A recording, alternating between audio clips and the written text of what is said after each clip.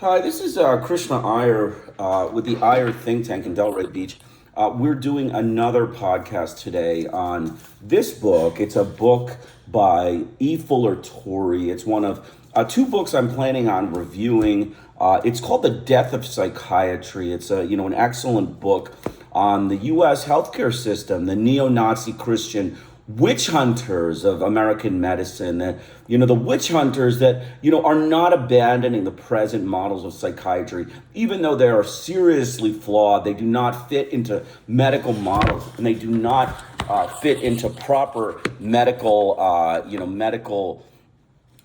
cookie cutter algorithms. They are, basically flawed. They are, flawed with all sorts of problems. They are, fraught with all sorts of problems. They, are malleable. They break when you try to ascribe symptomatology. And, the whole goal, since the U.S. government has decided that it's not going to abandon American psychiatry, even though it is, witchcraft, it is witch hunters that are looking for exorcision, things to exorcise from, religious minorities, non-Christians, as well as immigrants. That is the goal of the American healthcare system. It is a witch hunting system looking for symptomatology to exorcise the devil from non-Christians who are religious minorities, Hindu, Muslims, and Buddhists, as well as immigrants in the United States. That is what the U.S. healthcare system has become. It has become, a terror for, non-Christians and, immigrants alike. It has become a terrorist sort of, exorcision by Christian, racist, neo-Nazis that seek to destroy immigrant health and immigrant happiness. And that is the only thing that it is. And we have full support. Okay, let me tell you, we have full support from Mr. Torey, who talks very clearly and succinctly about the rumor mongering witch hunters of the American medical system. They are rumor-mongering witch hunters. They do nothing but, gossip to, come up with diagnoses that are incorrect and, label patients as, schizophrenic or manic-depressive or hysterical or insane based solely on Christian witch hunting, neo-Nazi ideas. That is, ultimately what it is, and that is what we should, be understanding. So let us understand, let us continue with our discussion. We had started, methodically, and we had gone through very carefully and methodically the system of the origins of the medical model. It's the Middle Ages, Pope Innocent, irrational were sick. It's based on the idea that the irrational are sick and not and in need of, disease-breaking medicines or disease-breaking therapies. It is all lies. It is all propaganda. It's Christian witchcraft. It's Christian, witch hunting for, things that it needs to exorcise the devil from non-Christians. That is what it is being used for quite accurately. It is, trying to exorcise the devil from Hindus, Muslims, and Buddhists. And that is what the American medical system, the American psychiatric system is currently being used for. They are racist, Christian American neo-Nazi gangsters. They are American Christian neo-Nazi gangsters that are weaponizing the exorcision system of witch hunting, in psychiatry, in front of the international government, so that they can say that they know how to treat patients and they know how to subdue their immigrants. They know how to subdue their Hindus, Muslims, and Buddhists. That is their goal, and that is why they have this system. It is a poor system. It is a system of complete inaccuracy, complete fabrication of data, fabrication of diagnoses, and that is what Mr. E. Fuller Torey says. We have we went through the Renaissance. The word sick room was, in the church for possessed people. This is all, written in this book, the church and possessed people, poor and criminal. It was meant to confine the poor and criminal, using an international witch hunt and, a Christian witch hunt against people's, medical, what they call as sickness. It's not sickness. It's not sickness at all. It's just, It's, people's different personalities, right? Different cultures, different personalities. You can weaponize anything against individuals if if you lack common sense, and, you're willing to, break international laws of, accommodating citizens of different backgrounds and different minorities. But the U.S. government is fine with that. They're fine with breaking international law across the board, humanitarian law, using, a racist system of Christianity and psychiatry, racist American Christian, psychiatrists that, target non-Christians with exorcision of symptomatology, as if it's the devil. We know about the Massachusetts witchcraft trials. We know how they, condemned people to being witches because they were, having Huntington's chorea and they couldn't explain the symptomatology. Many things are like that, and many things in the care are like that. So let's talk about Mr. Freud. So we started with, the stage is set for the entrance of Sigmund Freud, the great codifier of the psychological model. And it is also set for the mistake, the categorization of the psychological under the medical model. Freud later realized his mistake, at least in part, but by then it was too late. The reasons for his mistake are easy to understand. First, Freud was a doctor. Certainly he was reluctant. He was a reluctant one. Neither at that time nor indeed in my later life did I feel any particular predilection for the career of a physician. But he was nonetheless, he was one nonetheless. He was a doctor in a large part because he had little choice. For a Viennese Jew, the choice lay between industry or business, law and medicine. So you can see the progenitor of this system of gossip and witch hunting originated from a Viennese Jew. And Freud has a huge positive place in American medicine, in American psychiatry. Freud is a huge icon for them to treat patients. It is a witch hunt. It is a witch hunt without, basic ideas.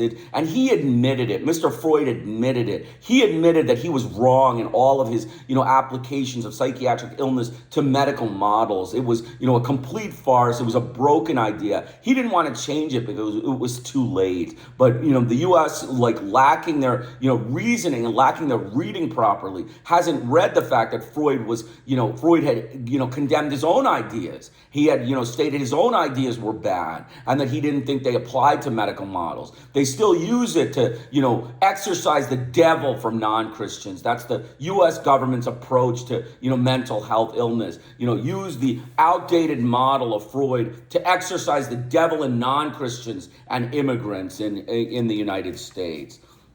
So, he discarded the first two and only briefly considered the third. The faculties of law and medicine at the University of Vienna at that time both had a preponderance of Jews. Ernst Jones, Freud's biographer, comments on his place in medicine. He did not conceal in later years that he never felt at home in the medical profession and that he did not seem to be a regular member of it. So Freud himself was not happy being a doctor. I mean, in the Viennese system, he was not happy with being a doctor. As a physician, Freud was strongly indoctrinated with the prevailing medical model for understanding human behavior. Two teachers who influenced him strongly were Brooke and Maynard. For 6 years, Freud worked in Brooke's laboratory on the histology of the nervous system. His teacher had rather clear-cut views about human behavior. No other forces than the common physical chemical are active within the organism. In those cases which cannot at the time be explained by these forces, one has either to find the specific way or form of their action by means of physical mathematical model, or to assume new forces equal in dignity in the chemical physical forces inherent in matter, reducible to the force of attraction and repulsion. Maynard, an eminent Viennese neurologist under whom Freud worked for 6 months, was convinced that depression was caused by overflow of blood to the brain. So you can see, this is superstitious witchcraft. This is Christian witchcraft that, originated from, Sigmund Freud, who was a Jew, but it is, all wrong. Depression does not have anything to do with blood flow to the brain. We know that. All neurologists know that. All medical doctors know that, depression has nothing to do with blood flow to the brain. We don't really know what it has to do with.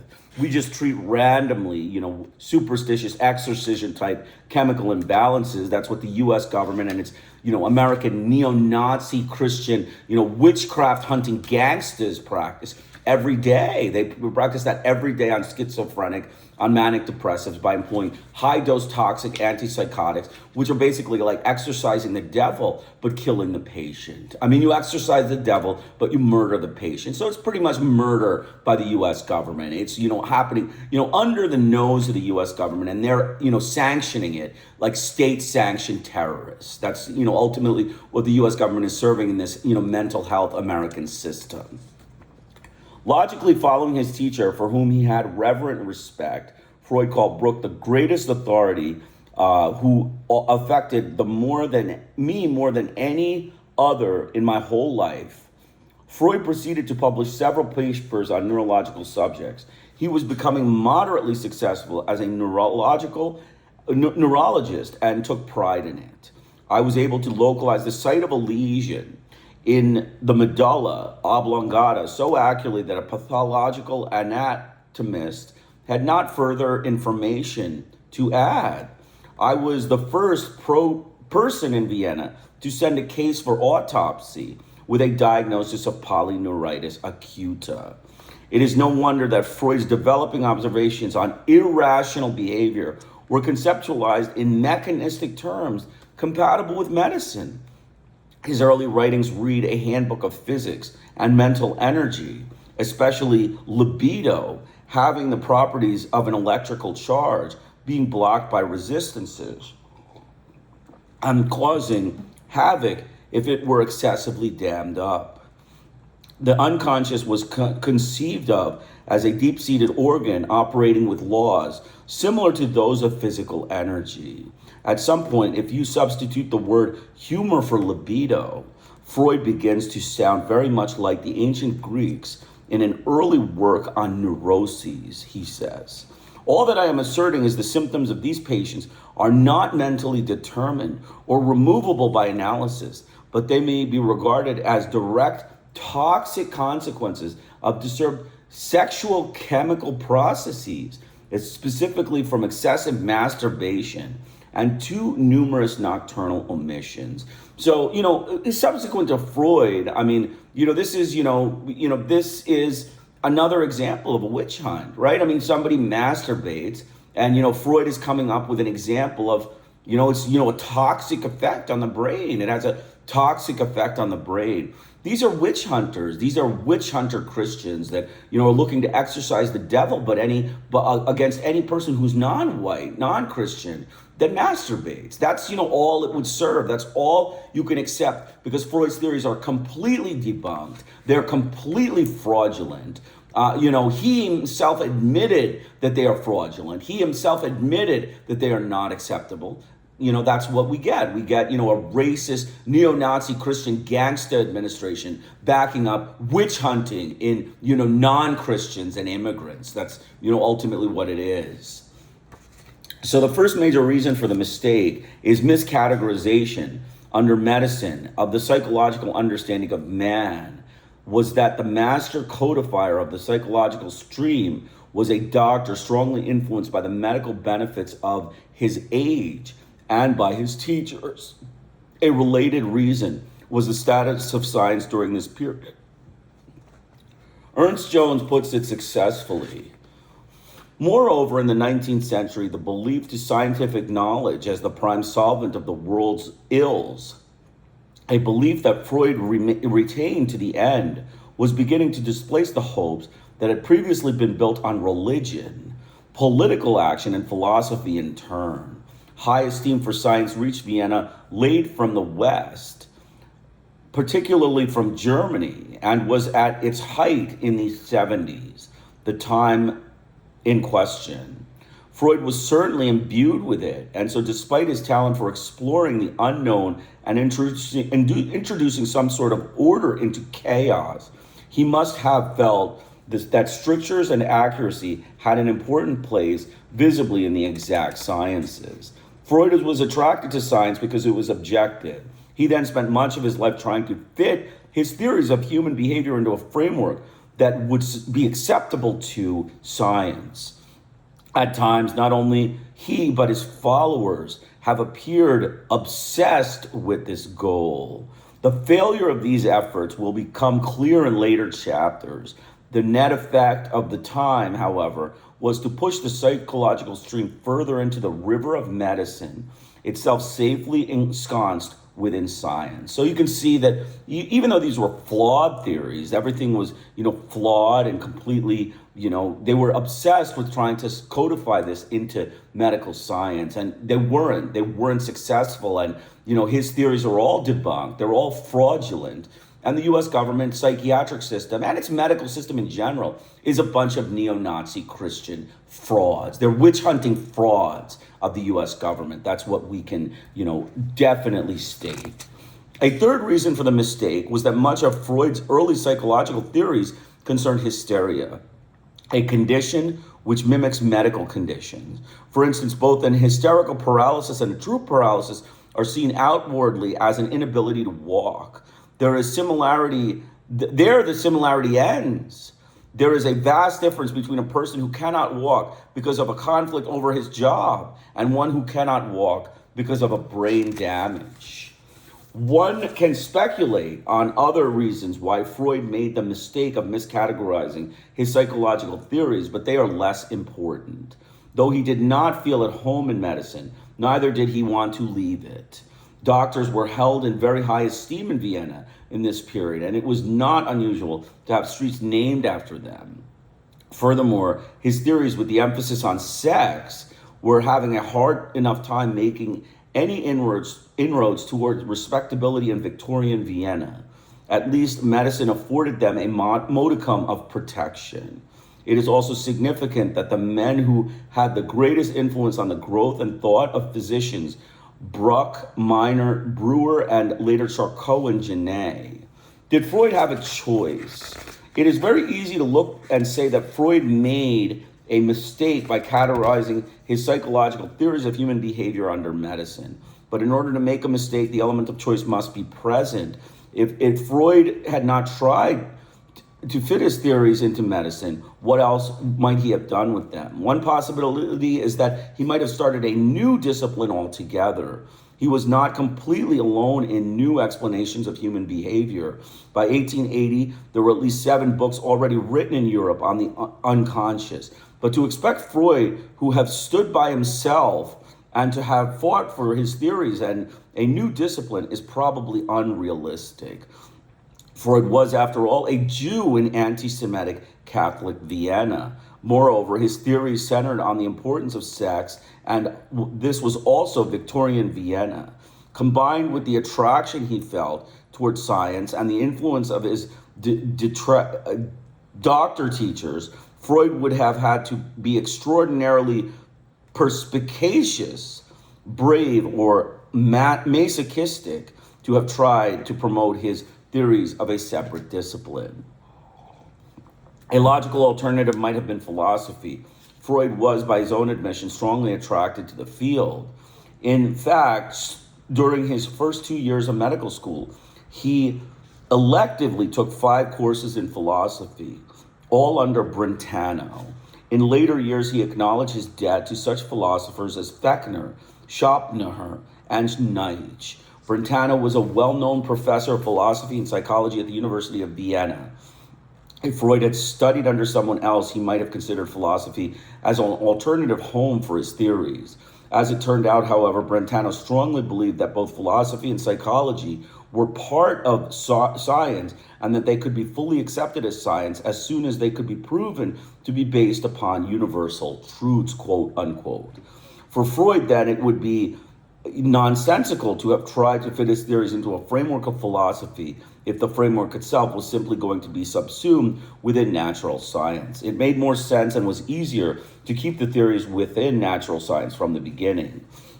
Religion was another possible framework, but not a very attractive one for Freud. He was a nominal Jew, but not fanatical enough to try to interpret his theories as revealed truth. And certainly the Catholicism of Habsburg Vienna was less than amenable toward his theories of human behavior, which emphasized human sexuality.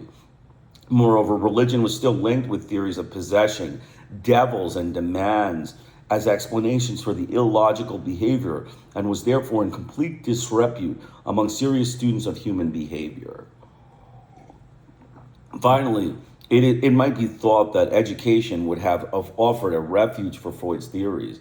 He was, after all, talking of learning about yourself, and there was a precedent as Janet in Paris was evolving therapies of emotional re-education and teaching patients how to live.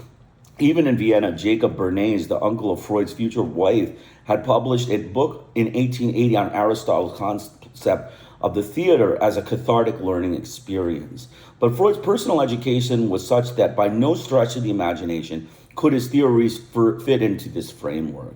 He was exposed exclusively to classic Aristotelian realism and Catholic Thomism.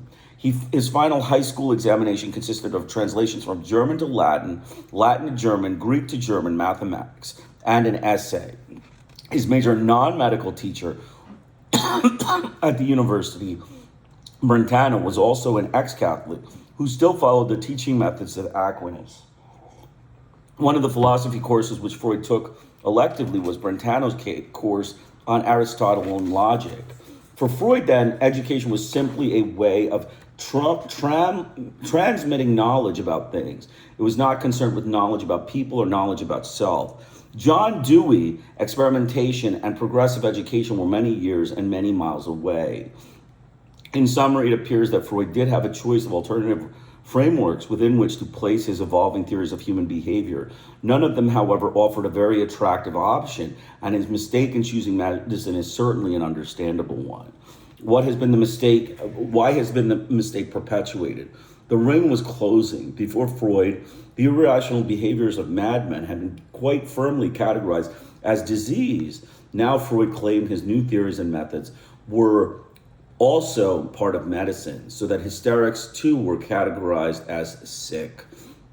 It remained for his followers to apply his methods to a whole series of individuals who exhibited irrational behavior, each of whom had earned the label of sick if the methods showed any promise. The circle was closed by Harry Stack Sullivan in the 20th century when he took Freud's methods and turned them back on the original sick people, the madmen, mostly schizophrenics. His claim of success at curing these individuals effectively closed off discussions of whether psychological theories and methods were part of medicine. They have been proven to be so. Irrational behavior was disease, and changing such behavior was medicine. It is useful to trace the development which helped close the ring. Certainly, there were counterforces at all times trying to open up the categorization for questioning. For instance, Grodek, one of the early influential psychoanalysts, lectured patients together on Saturday mornings in Zurich, suggesting he was doing was education, and Freud's followers numbered non-physicians among the more important from the very beginning. Two of his original six inner circle, Hans Sachs and Otto Rank, were not doctors, nor were Theodor Reich, Anna Freud, Melanie Klein, Ernst Christ, Octor Pfister, August Ochern, and many others. But the forces tending to keep irrational behavior categorized within the medical stream were powerful. The most important of these are summarized. Further medical discoveries. Ever since the end of the 20th century, there has been a series of medical discourses which has suggested that human behavior would ultimately be explained simply as abnormal brain function. The effect of these discoveries has reason to reaffirm the medical model and to tantalize the student of human behavior with promises of ultimate truth, if only he would follow the medical path. Syphilis was one of the greatest of these promises. In the late 19th century, it postulated that there was a disease of the brain that would explain the irrational behavior found among advanced cases of syphilis. In 1905, the spirochete was identified in the genital lesion, and in 1913 was shown to be present in the brain. The next 30 years saw the development of a series of cures for it, culminating in penicillin. The promise was seductive. All you students of irrational behavior, wait long enough, and all will be explained as the disease was. So you can see that Freud was using a medical model for like syphilis and trying to apply that to all irrational, what he claimed irrational thought, deviant ideas, by, the people at the time, the Christian, witch hunters at the time. He was trying to cater to the Christian witch hunters that were witch hunting for some sort of, problem in, people that they wanted to, stigmatize with these kinds of diagnoses. Many other medical observations and discoveries reinforce this message. Worldwide epidemic of influenza in 1917 resulted in many neurologically damaged people who showed irrational behavior and psychological changes as a result of this disease. Vitamin B deficiencies were shown to be associated with irrational behavior and madness in their later stages. Wilson's disease, phenylketonuria, and galactosemia pointed to the same direction. Studies of heredity apparently showed the causes of irrational behavior may be transmitted by the genes, and physical therapy such as electric shock, insulin shock, lobotomy, and most recently tranquilizing drugs have all suggested that irrational behavior is essentially a physical, anatomical, and medical entity. So you can see everything is based on Christian witch hunting. It's witch hunting. All of these diagnoses, this, irrational behavior is not physically based. It's not anatomically based, and it's not a medical entity. We know that. We know all of these things are, just wrong. These theories are all fraud. This is a fraudulent theory that Freud put forth, and we're using it, and the U.S. government continues to use it as a way to treat patients.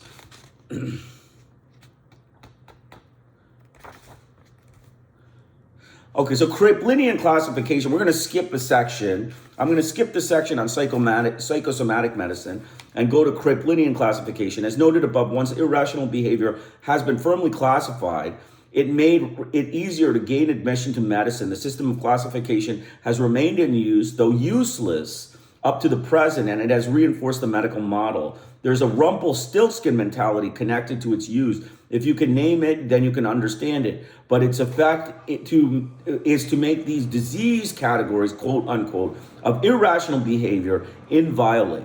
Anyone who has doubted the irrational behavior as disease has only to look at the international classification as disease, find the correct code number for the behavior, and his doubts will be erased. Mental hygiene and child guidance movements. These two movements in the first 3 decades of 20th century, the second being logical outgrowth of first, both were an attempt to carry over the principles of public health to the field of psychiatry. Public health had shown great promise in decreasing such dread diseases as typhoid and TB. Why shouldn't it be equally effective in preventing diseases of irrational behavior as well? The promise of these two movements reinforced the medical model, and it is now only now that we are beginning to realize that they were Pied Pipers, or they were all lies. Irrational behavior cannot be prevented at all in the same sense that a medical model of disease. Now, the Flexner report is important. It's basically a report by American medicine. It's, influenced of American medicine. Approved medical schools were cut in half, and professional standards were rigidified because of the quacks and semi-trained doctors that were practicing medicine in the United States. Now, it was a witch hunt. It was a witch hunt because American psychiatry, tried to fanatically get itself incorporated into American medicine. Like A.A. Brill even went to the New York legislature to get a bill passed against lay analysts in 1926, like people who are therapists who are not doctors. And the desire for acceptance lasted through World War II. So the U.S. has been, fixated on keeping prestige in the medical profession. It has been a prestige, magnet. They are prestige magnets. And that is like, most white, Christian gangsters, neo-Nazi gangsters. They're, witch hunting gangsters. They're witch hunting, doctors, witch hunting psychiatrists for, exorcising the devil from immigrant patients and religious minorities. Obviously that, forcing the non-physicians into that specialty, and trying to stop them from working has degraded American medicine. It has degraded American psychiatry, and it has, produced a poor system of, basically social control mechanism by the U.S. government. It uses these medications as a social control mechanism against religious minorities to exorcise the devil, or exorcise, the devil, or, control them, basically exorcise the devil, search for some sort of symptom and, say that this is, a witch hunt for a symptom, and we're going to exorcise the devil from this person.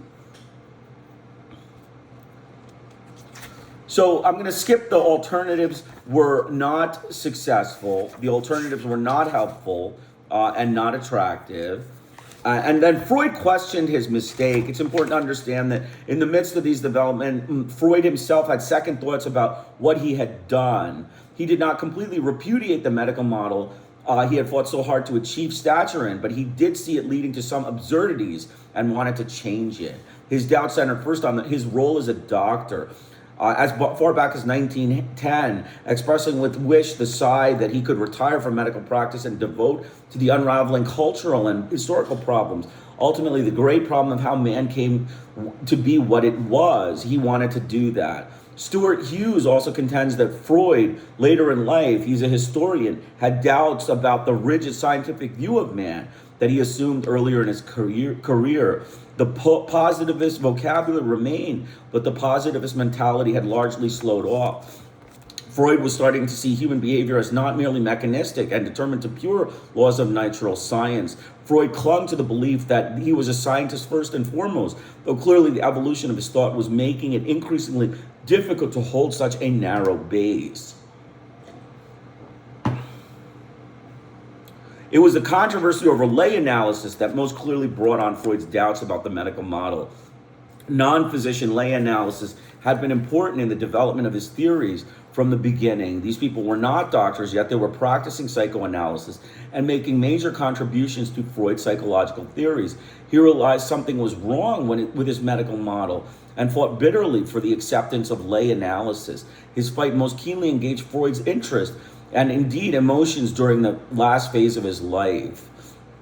He never changed his mind. 1 year before his death, he affirmed it. The fact, I have never repudiated these views, and I insist on them even more intensely than before. Jones said Freud believed it was a matter of indifference whether intending candidates for psychoanalysis training held a medical qualification or not. He didn't believe they needed a medical qualification.